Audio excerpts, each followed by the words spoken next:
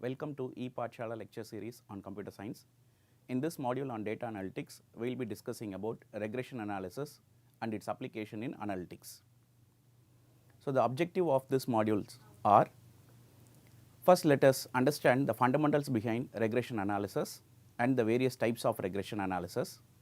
Then we need to know what is the difference between regression analysis and correlation, and this difference will clearly help us to understand how analytics and inferences from analytics may be varied.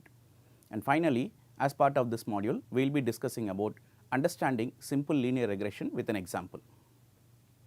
So, to start with, let us first understand what is regression analysis. Fundamentally, regression is a statistical technique, and in this statistical technique, what we are trying to identify is we are trying to determine the linear relationship between two or more variables. Whenever we end up with a data set, the data set has lots of attributes associated to it.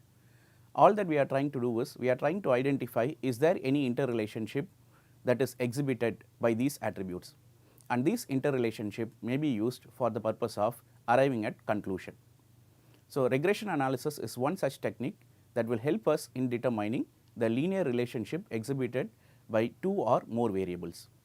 Regression primarily is used for prediction and for causal inferences. So, how we can represent regression? To be very simple, regression for say a bivariate environment, bivariate here in the sense there are two random variables, say for example x and y. We try to exhibit the relationship between these two random variables x and y by means of a simple equation. The equation will make use of the two variables x, assume x is the variable which is independent and y is the variable that is dependent on x. So, therefore, regression or the linear relationship between the two variables x and y may be represented as shown in the given equation. Y is equal to beta naught plus beta 1 x plus u. Here in this equation, you may find x as the independent variable and y is the dependent variable, that is, which is determined based on the value of x. Apart from x, we have other constants like beta and beta 1. The magnitude and direction of the relation is given by the slope parameter. The slope parameter is indicated by the beta 1 value. Beta naught is actually say the intercept parameter. This intercept parameter helps us to understand what is the status of the dependent variable when the independent variable is absent. And the last parameter u fundamentally is an error component. Whenever we are trying to model a particular problem using regression methodology, there is lot of chance for what we predict and what has actually been observed, and this difference need to be added to the given environment by means of an error variable. So, the u variable in this equation indicates the error component, and the regression coefficient, which is commonly indicated using the notation r square, shows how well the values fit the given data. So, with this understanding, let us understand what is regression and how it is different from that of correlation. Regression actually helps us to show what is the variation in one variable with respect to the variation in the other variable, and what regression will not help us is it will not show causation. For example, consider two variables. One is say for example the size of a shoe, another one is the size of say foot. Now, we may have lots of shoe sizes and we may also have lot of foot sizes. The shoe size can be treated as an independent variable and the foot size can be considered as a dependent variable, and when you are trying to identify the regression or when you are trying to determine the linear relationship between these two variables, we may find very high regression coefficient and highly significant parameter estimates, but with this we cannot come to a conclusion that the foot size is determined by means of the shoe size. The reason is they may be linearly dependent, that is the independent variable shoe size may determine the foot size for the given problem, but when we are trying to analyze from a logic perspective, the reverse may not be true. In other words, the shoe size cannot cause the foot size, that is a variation in the foot size. So, we cannot say that if there is an increase in shoe size, it indicates there is an increase in the foot size. This is wrong. So, that is the reason why I mentioned regression cannot show the causation.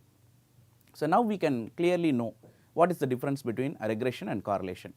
So we need to fundamentally understand that both are two different things. So with respect to correlation, what we are trying to identify? Correlation actually determines the strength of the relation between variables, but regression fundamentally attempts to identify what type of relation do those variables exhibit. But when we take a look at regression, it actually provides more or in-depth knowledge about the relation. So correlation is trying to identify the strength, and regression goes one step more, that is, it provides more details about the relationship among the variables. Now let us take a regression model. We will analyze what are the different types of regression models available, and then we will learn one type of regression model using a simple example. So there are various ways by which you can classify regression models. Here in this environment, we will be classifying regression models into two types based on the number of parameters used for analyzing.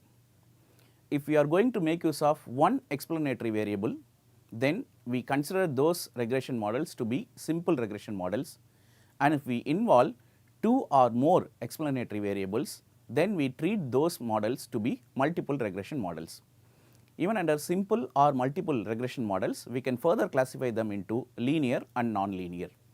Let us first understand what is a linear regression model. A linear regression model is associated to two variables. In other words, it is associated to a bivariate environment. So this is the most simplest form of regression analysis. So here in linear regression model, we consider a pair of variables that appears or which is going to be part of the data set, and we are trying to establish what relationship do they exhibit. When we are considering multiple linear regression model, what exactly we do is, we design a multiple linear regression model to study or to determine the relationship between one variable with respect to several other variables available in the data set. Whether it is a multiple linear regression or a simple linear regression, in both the cases, the sample is considered as a random sample from our original population. The two variables x and y are two measures or the measured outcomes for each observation from the population set. So we are going to take a population, from that population we are going to extract a sample, and from the sample we are going to identify the x and y, which is going to be the measured outcome for the given population, and with that we are going to do regression analysis. So a linear regression model, ultimately we are going to define an output function, or the output of a linear regression model may be a function.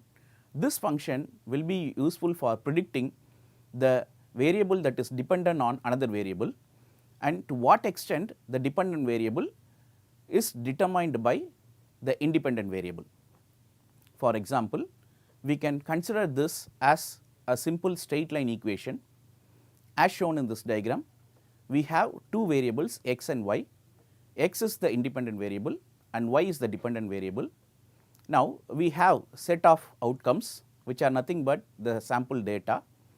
For this sample data, we can always define, say, a linear regression with respect to this equation, y dash is equal to beta naught plus beta 1 x plus or minus epsilon, where epsilon is the error, x is the independent variable, and y dash is actually, say, the expected or predicted output, or the variable which is determined by x.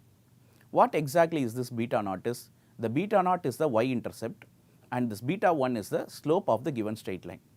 So ultimately what we are trying to do is, we are trying to visualize the simple linear regression as a straight line fitting or a curve fitting problem.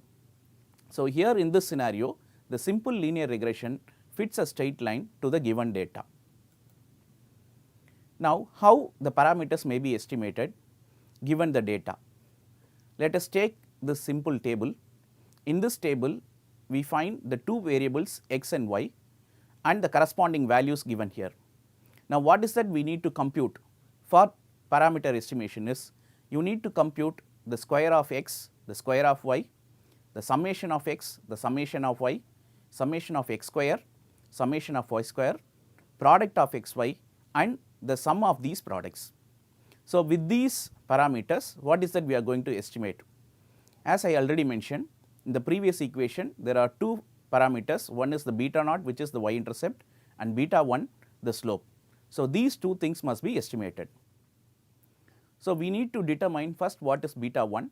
So, beta 1 is as given in this equation. So, we need to take the product of x and y, the sum of these products, and we need to find the difference with respect to the sum of x, sum of y product divided by n, where n is the total number of values or instances here. Having done this beta 1 computation, next we can define beta naught with respect to beta 1. So, beta naught is equal to y bar minus beta 1, that is the estimated beta 1 multiplied by the corresponding x value. So, now with the example of beta 1, we can now determine what is beta naught. Having determined the two parameters beta 1 and beta naught, the slope and the y intercept respectively, now we can make use of these two values into the original equation, that is y is equal to beta naught plus beta 1 x plus or minus epsilon, for the purpose of determining or estimating the y value. Now, let us take an example and understand how this may be done. But before going to the example, we should know what is that we can infer from beta naught and beta 1. So, the interpretation of coefficients will help in lot of analysis. First, let us take beta 1, which is the slope. The slope actually indicates what is the percentage of y changes with respect to the change in the x. That is, y is the value that is determined and x is the variable which will be used for determining y. So, with respect to every change in x, to what extent y changes is what is we can infer from beta 1. For example, if beta 1 is equal to 2, then y is expected to increase by 2 for each 1 unit change in x. Similarly, the y intercept beta naught.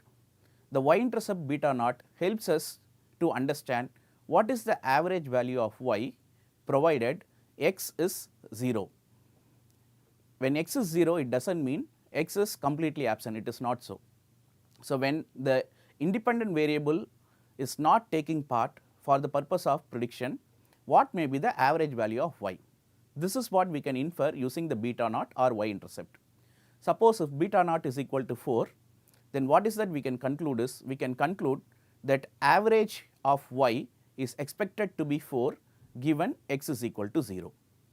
Now, with these inferences, we can make lot of conclusions from our given data set, and these inferences will help us to better understand to what extent there is a linear relationship between the independent variable x and the dependent variable y.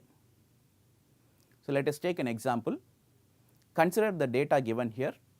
Assume this data is collected from a nearby cattle farm, where the intake by cows given in kilograms and the milk yield given in liters. Now, what is that we are trying to identify here is there any relationship between the food intake by the cow and the corresponding milk yield? Now, we are trying to establish a relationship which we assume to be linear between these two variables, food intake and milk yield. Now, how we can proceed? Before proceeding, we should understand by plotting this data using a scattergram. So, we can consider the two variables food intake and milk yield as two axes x and y, and now when we plot the data, we will get a scattergram as shown here. Now, from the scattergram itself, we may be in a position to identify, can there be a linear relationship or not. So, this scatter diagram will help us to identify, is there a linear relationship between these two variables. Having done this, now let us make use of the equations for estimating the parameters. So, for the given data x and y, where x is the food intake in kilogram and y is, say, the milk yield in liters, we will calculate x square, y square, product of x and y, and the sum of x value, sum of y value, sum of x square value, sum of y square value, and the sum of the product x and y. So, the sum values are indicated in this pink shaded row, So 32 is the sum of x value, 24 is the sum of y value, the sum of x square is 296, sum of y square is 162.5 and the sum of product is 218.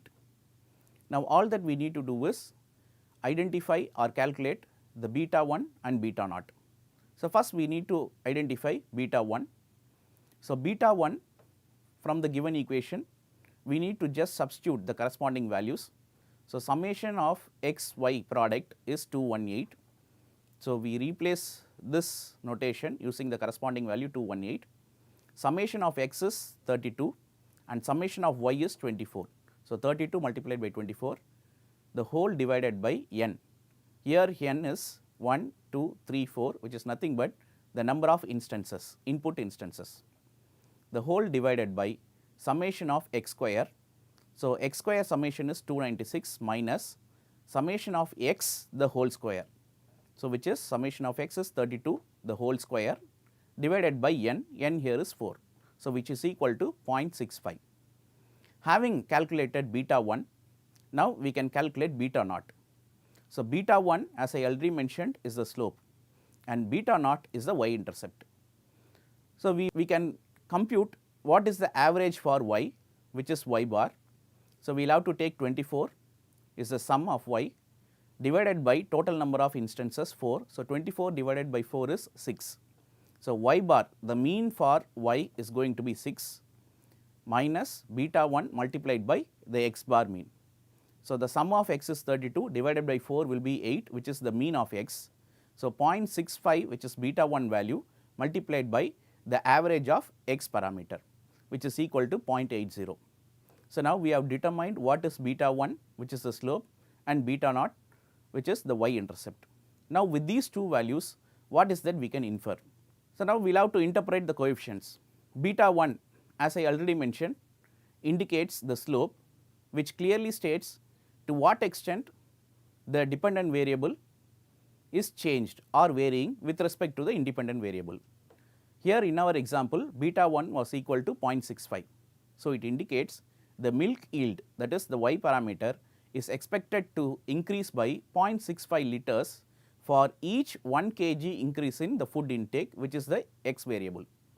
So for every 1 kg increase in the food intake, the milk yield will increase by 0.65 liters. This is what we can infer using the slope parameter beta 1.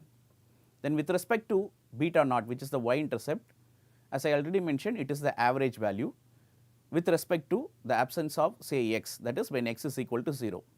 Suppose the food intake is going to be 0, then what will be the average milk yield?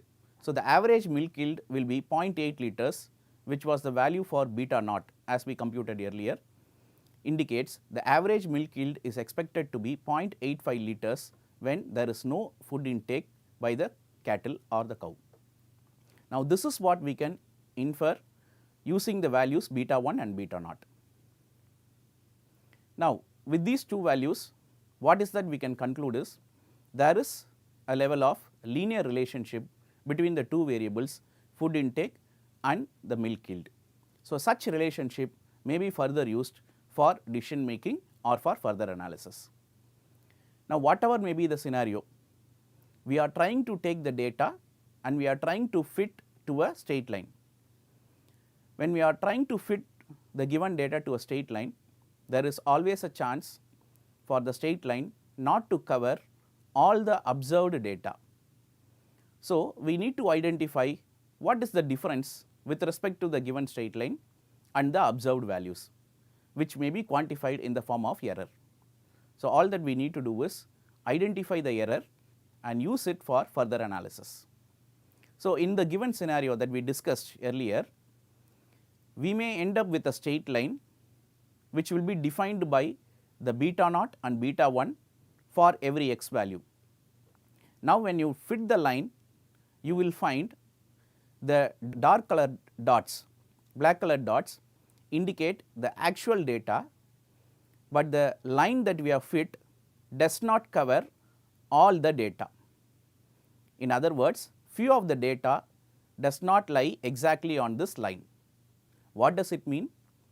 Whatever we have predicted has some difference with respect to the observed value. Now, this difference is called as error. So, we need to define a function that will quantify the error which may be associated to the linear equation for effective or accurate prediction.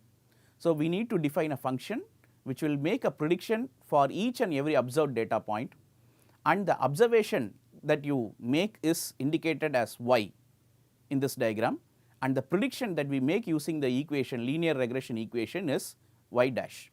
Now, what is that we need to do is, as I mentioned, you need to predict the error. So, how you can quantify the error for each and every observation is, error for each and every observation may be defined by this characteristic equation, y is equal to y dash plus epsilon, where y is the actual y value, y dash is the explained y value or the value that we have predicted, and epsilon is the error. So, how to quantify this error and how to take an account of this error? Normally what we do is, we quantify the error using sum of squares of error. What exactly you mean by sum of squares of error is, given the line which we have fit using the given variable, say x, we can always identify what is the difference of the observed data with respect to this straight line. So, there will be a distance between the observed variable and say the predicted variable. Now, this difference can be squared and summed, and the entire sum can be treated as the sum of squares of error, which is in short called as SSE. So, in least squares regression, what we do is, we select or choose a line which might reduce this SSE error. The other way of doing is, given the straight line that we have fit and the observed value, we can always take the population mean, say the dependent variable y, the corresponding population mean is represented using y bar. Now, all that we can do is compute the difference of each and every observed variable or value with respect to the population mean. So, take the value y and identify its difference with respect to the population mean y bar. Now, this is going to be an error. This error can be squared, and the sum of these error will result in SSR, which is called as sum of squares regression.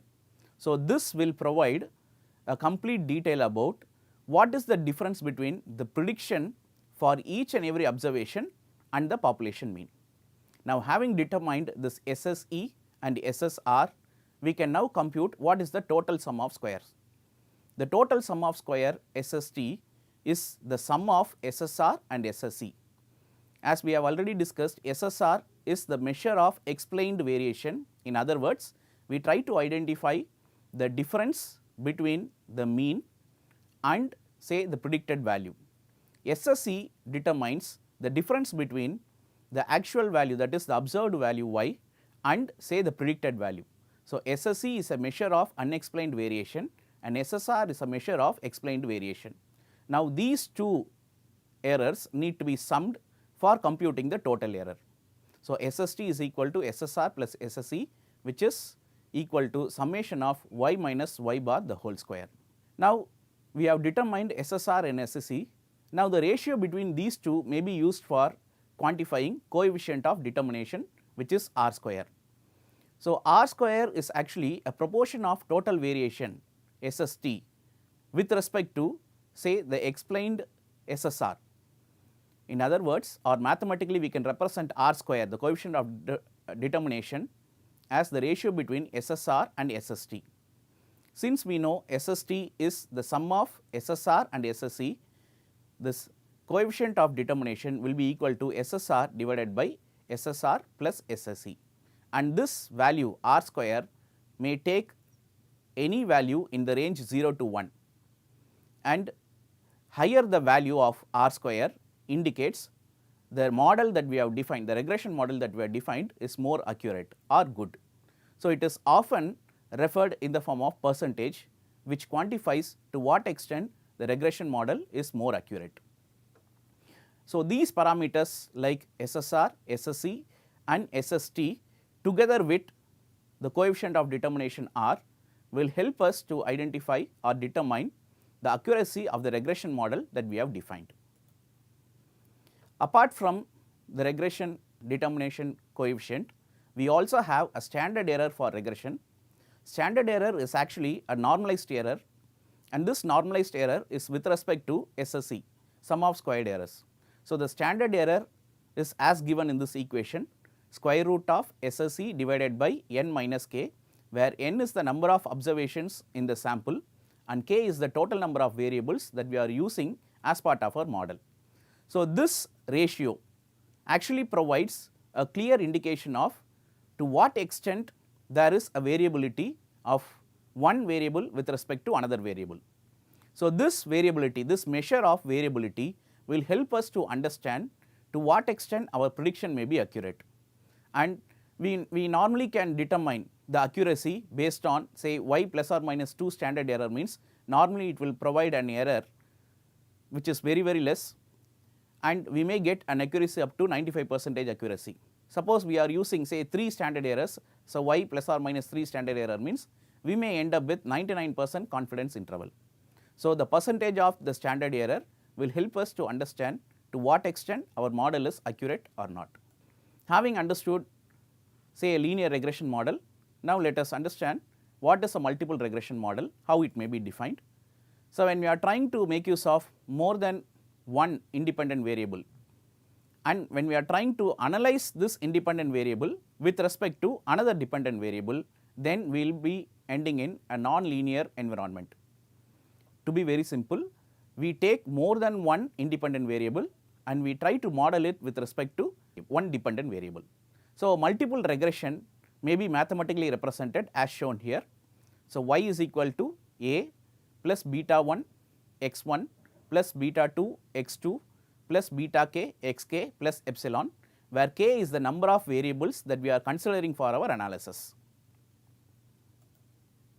This multiple regression may ultimately result in multi-collinearity. Multi-collinearity is a condition in which at least 2 independent variables are highly linearly correlated. That is, we may have minimum 2 or more than that number of variables that are highly linearly correlated. So, now there comes a confusion, should we consider the first variable or the second variable for defining our linear regression model?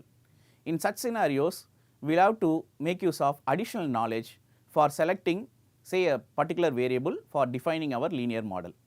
For example, here in this table we find y and 2 other variables, independent variables x1 and x2.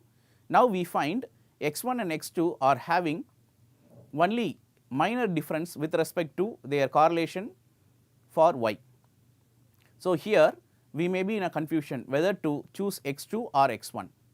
So, what we can do is we normally go by a rule which is stated by many data mining experts. So, any independent variable which has a correlation which is more than 0.3 but less than 0.7 will be included for the purpose of prediction. So, when we have more than 2 linearly independent variables which are highly correlated, then we will have to choose the one that will help us in effective prediction. Apart from linear environment, we may end up with say a non-linear environment in which we may come up with functions that are completely non-linear in nature. Such environments or regressions are called as non-linear regression. Few of the functions that may be used for non-linear regressions are power regression, exponential regression, logarithmic regression, logistic regression, etc. So, all that we need to do is we need to define an appropriate function, power function or a logarithmic function or whatsoever, and then we need to define the non-linear regression model. So, in this module about regression analysis, we discussed how regression may help us in identifying or determining the variation in one variable with respect to another variable. We also understood how errors in regression model may be predicted and how it may be used for compensating the accuracy of our model. And finally, we also had an introduction to nonlinear functions which are continuous and which such continuous function which may be used for the purpose of determining linearity or correlation among more than one variables. Thank you.